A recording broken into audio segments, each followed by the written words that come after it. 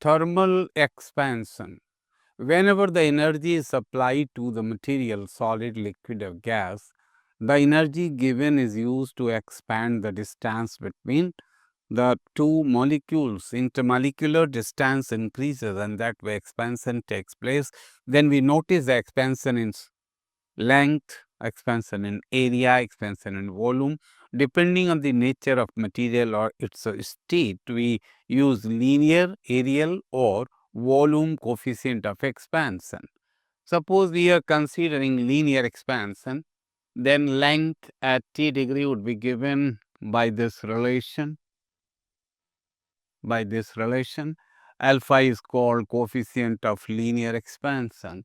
And in order to find the change in length, it will be the relation L0 alpha t, or you might write here the change in temperature. If it is from 0 to t, obviously it's going to be t only.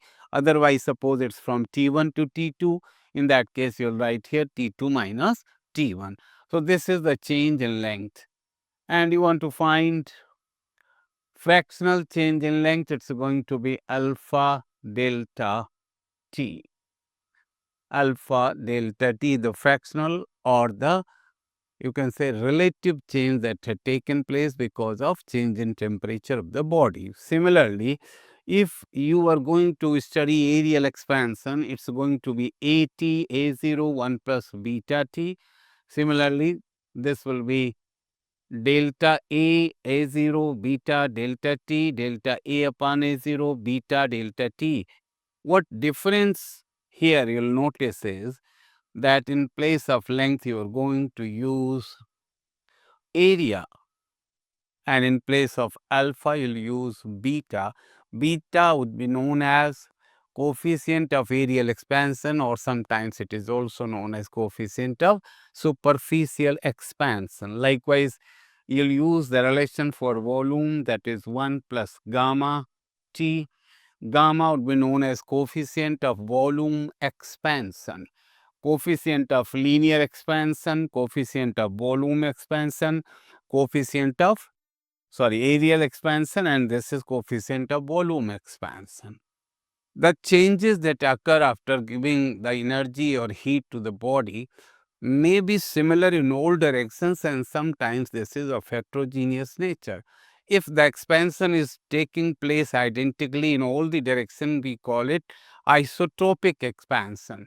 If the expansion is taken isotropic, then in that case we find beta is almost equal to 2 alpha and gamma is almost equal to 3 alpha. That means you could say that alpha, beta and gamma for isotopic materials are in the ratio almost 1 to 3. 1 is to 2 is to 3. You see, if you consider water, it has anomalous behavior, quite unusual. Normally what we notice is that when we change or increase the temperature, the size increases. But we notice with the water, from 0 degrees Celsius to 4 degrees Celsius, very extraordinary, unusual, uncommon behavior. It's known as anomalous behavior of water between 0 degree and 4 degrees Celsius. What happens is that because of hydrogen bonding, there is a kind of contraction when we supply the energy. Distance between the molecules decreases, volume decreases. From 0 to 4 degrees Celsius, water, instead of expanding, it contracts rather, and at 4 degrees Celsius, actually the accurate value is 3.98 degree, but at the, we normally consider 4 degree only. At 4 degrees Celsius, the volume becomes minimum. Obviously, density is mass upon volume. When volume has gone minimum, density is going to be maximum. So it's a very important point to be remembered, that density of water is maximum at 400 degrees Celsius instead of being maximum at 0 degrees Celsius, because water exists from 0 to 100. So temperature is minimum 0 for water. Volume should also be minimum at 0, but no, it's not the case. Exceptionally, extraordinarily, water has minimum volume at 4 degrees Celsius, and that way the density is going to be maximum at 4 degree Celsius. You see, some important examples have been mentioned here in tabular form.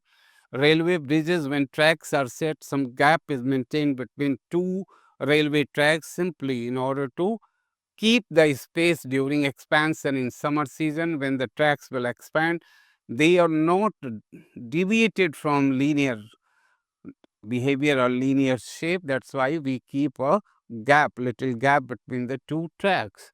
Similarly, electric wiring is also a little slack in order to consider that during winter when it contracts, there should be no breaking. And likewise, bimetallic strip, you see, two identical strips joined together make a bimetallic strip, and this whole system is used in measuring temperature. That is also known as bimetallic thermometer.